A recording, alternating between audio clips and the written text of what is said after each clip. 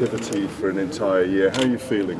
Well, I'm feeling great. My weight is right there, 130, and we have worked hard for this training camp, right through the training camp, and we are okay. My team of people, we came over here for the victory, and we're going back this Saturday with the victory. Nicholas, a lot of people are wondering how are you going to deal with Lomachenko, his angles, his speed, and a lot of people are looking at his amateur pedigree. How do you respond to people to say that? Well, he's a great fighter, He's a good fighter. He have his job to do. I'm going to do my job. So on Saturday night, all the questions will be answered on Saturday night. So they know it's not far away. It's a couple of days from now. So we all see what happened in the ring on Saturday. Are you studying the Salido fight, the Gary Russell fight, any of his fights? Well, each fight is different. I'm a different fighter from all the other fighters. I'm different from every opponent that he has ever faced, right? We have never fought before, so on Saturday, his move and everything, you have to go and show that in the ring. You have a job to do, I have a job to do, so we're just gonna do our job. He's got a tendency sometimes to kind of throw a combination, sit back and enjoy it. I can't imagine that Nicholas Walters is going to let him do that.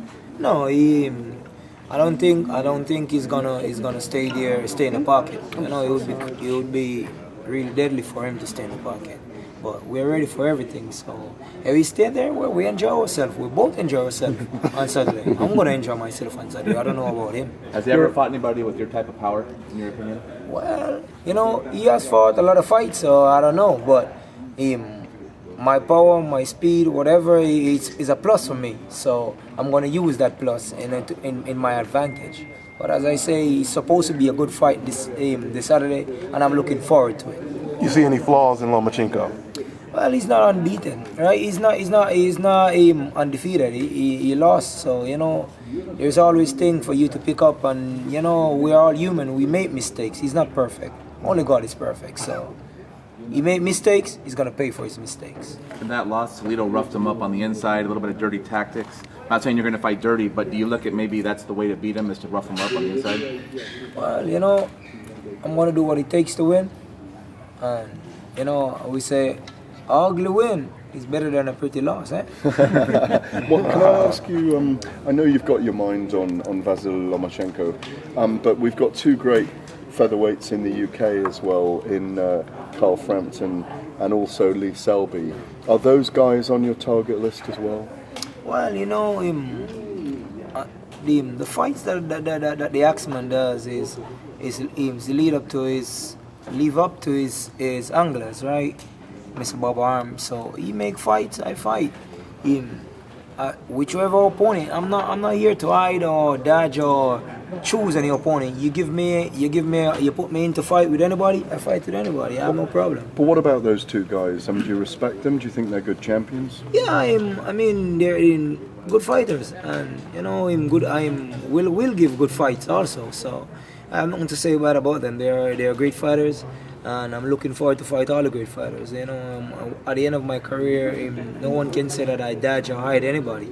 I was there, and whoever want to fight, we just fight. You make the fight. Mr. Bob made the fight, and we fight the fight. Nicholas, does it bother you that Bob Arum is comparing Lomachenko to Muhammad Ali, and he's always speaking really highly of him? Well, listen, man. Mr. Bob is the under of Lomachenko. Also, he's the promoter of Lomachenko, promoter of Nicholas Walters. He has been around in boxing for a number of years. He has seen a lot of champions and everything. So if his prediction of Lomachenko is like Muhammad Ali, or it's his prediction, and he's seen a lot of fights, so you have to respect that also. But as I say, good for him. That spell good for Lomachenko. Maybe one day they will see Nicholas Walters as a fighter. Maybe after Saturday, they will see Nicholas as a better fighter than Lomachenko, and one of the men that he's supposed to be on the world stage. So we're trying to make a statement this Saturday. It seems like this fight took a while to get done. You almost had the fight maybe about a year ago, or maybe less than that. Why this time for you? Well, we all want it. As I say, me and my team, we always want to fight great fighters. Lomachenko is no different. We always wanted to fight him, but what happens is that you have to think about it. We have accomplished a lot and I have a career in maybe like 20 years in boxing, right? 21 years in boxing. So we have accomplished a lot in boxing, and now we figure more or less, me and my team, we figure more or less that we want to get paid for the fight, because look at it, if you after Saturday fighting Lomachenko, beating Lomachenko, who is next? If Lomachenko is the top, as everybody say, Lomachenko is the top. If you beat the top, then who next?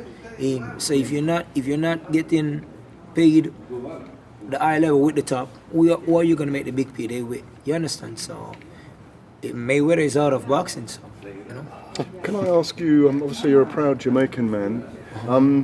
There aren't a lot of Jamaicans boxing around the world at the moment. Are you, your success, your renown, is that encouraging a lot of youngsters to come through in Jamaica right now and box? Yeah, most definitely. In Jamaica, boxing, when you talk about boxing, you talk about the Axemen, and the youngsters want to be like the Axemen, you know. And for me, as I say, that's an accomplishment. For me, that's a plus. And you know, Jamaica always have a steady champion. Every now and then we have a champion, but when we do have a champion, we have a steady and a real genuine champion. You know, the Body Snatcher, Glenn Johnson, just to name a few. You know, Simon Brown. No, because Jamaicans are a warrior race, aren't they? Clearly, I know, I've been there. You are a warrior race, aren't you? Most definitely. So what that means that I think if the promoters in boxing just go a little bit and spend a little time in Jamaica and just promote a little bit, then you see more champion coming out of Jamaica. What we're short of in Jamaica is the promotion to help the boxers to get to that level, you know. Because you've got the greatest sprinters in the world for a start. You've got that fast twitch fibre in Jamaicans. We know this from cricket as well, where you have all the fast bowlers in the world. Right. Did you ever consider taking part in cricket when you were growing up? Because you're very athletic, obviously. Yeah, actually, I play cricket to a high level. I play almost made my parish team, and I also play. I was school captain for my high school. I played a lot of cricket. Cricket is my second sport. I play cricket almost not as good as boxing just now because we spend more time in boxing, but it was close. While growing up, it was cricket and boxing. Are you a wiry, quick bowler and a fast hitter down the order, or what are you? I'm all rounder, but I'm open pace bowler for my school team and number one down batsman. Final question for me, because all the Americans are looking at me in a weird way, like, what are we talking about here? I'm a cricketer as well, man. I'm a cricketer, and I'm a nasty opening bowler as well, or I was. Okay. Like, I never stopped talking at the batsman. You know what cricket's like. Most definitely. The Americans look at it and think it's soft, but it's not a soft game. No. Cricket is a very intelligent game, and it's a gentleman sport. Also, you know, it help you within life. You know, it It's a mental game, isn't right? it? Yeah. It give you a discipline throughout life. So people, you know, the way you treated people or people treat you, you know, it's really set a stage for you in life. And in cricket, whenever I go to Jamaica, I always, even now, on the beach, I can't really get the chance to play too much cricket. But whenever I'm in Jamaica, I go to the matches and everything. You know, cricket is in my blood. It's in my DNA. Final question from me, as everybody looks at me aghast. I've got to talk about reggae with you, yeah? And there's a great film called The Harder They Come, which you will have seen Jimmy Cliff, all the great roots reggae. Now, you could say about Saturday night with VASYL Lomachenko, The Harder They Come, fall. Are you a big roots reggae guy as well? Will you come into reggae? Do you listen to it in the dressing room? You know that I'm a big fan of music, and reggae music is no different. Just now in my area, my time, it's more dancehall reggae, right? But I listen to Jimmy Cliff and all those guys. Come on. Most definitely, roots reggae, Jimmy Cliff, Bob Marley, Dennis Brown, Beresford Amans. I can go on naming all these guys. These guys are tremendous artists, and I mean, you cannot ask a Jamaican about reggae music. That's in our genes, as I say. That's in our culture. Reggae music is our culture. Respect, thank you. Cool, man, for real, big up. Thank you, Gareth. Walters, who did you spar with to prepare for Lomachenko? Well, you know, we had a lot of different sparring partners. We had two guys came in from Nicaragua. We have some local talents in Panama. We work with also. So you know, I had about like maybe 5 different sparring partners, and you know, as I said, the training camp went well. We have rough days. we have beautiful days, we have not so good days, but as I say, it was all in the process of getting to where we're at, and my team, me, and my team, we are quite happy with the workout, with the training camp, and we are set for Saturday.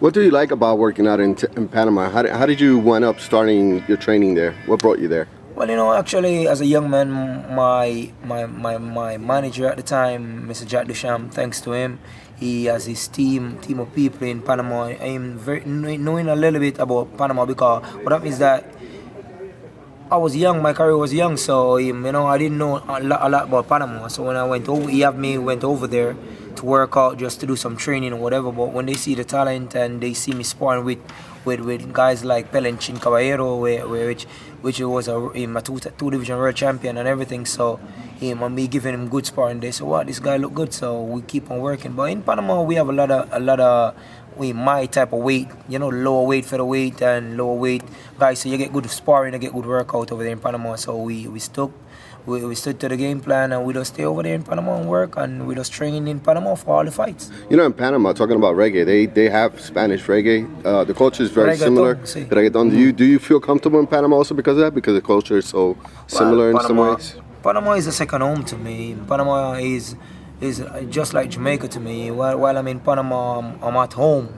I do speak the language. I'm not only speaking Spanish, but I do speak the Spanish in the street, because I'm always in the street. So I do speak the Spanish in the street. They get the Spanish. So everything is okay.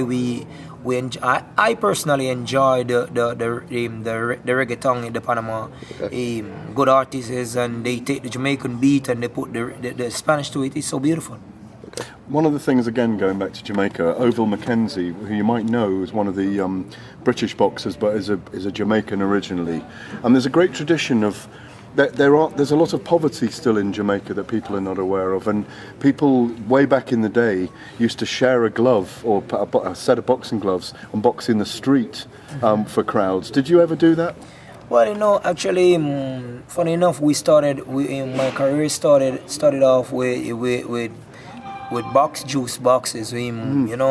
After you drink the box juice, we put it on, and that's where I started from. So I'm trained. Even now, when I go to Jamaica, I still train on the street.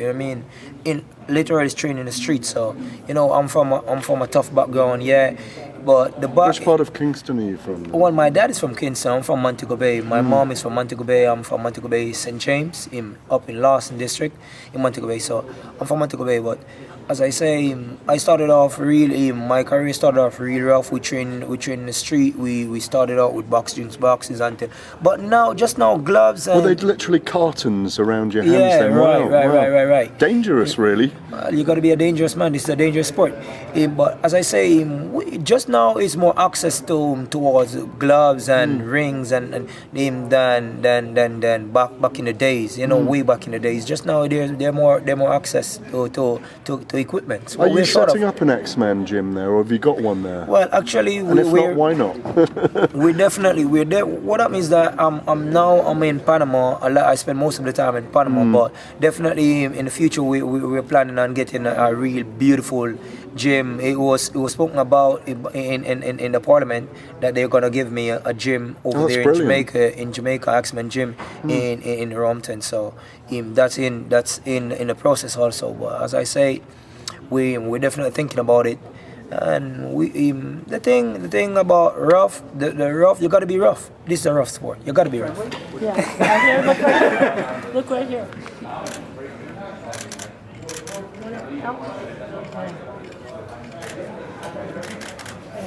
Okay, thank you. Nicholas, thank you.